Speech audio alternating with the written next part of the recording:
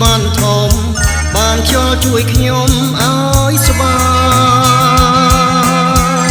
ខ្យល់អើយខ្យល់ផាត់កំចាន់ទុកថាអងអែលអរ៉ាឲ្យបានលះលះជាតិនេះបើស្លាប់ក៏មិនភ្លេងឡើយ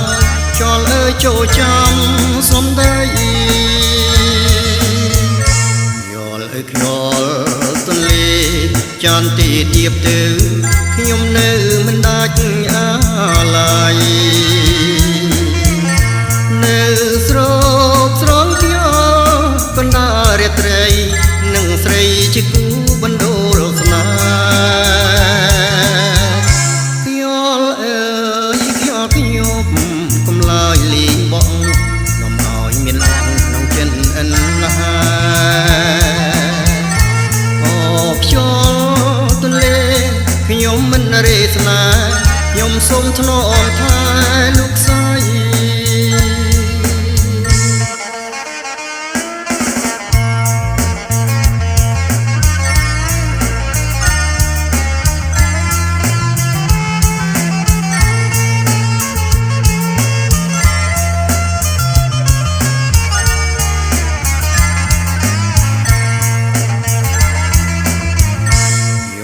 ខ្យល់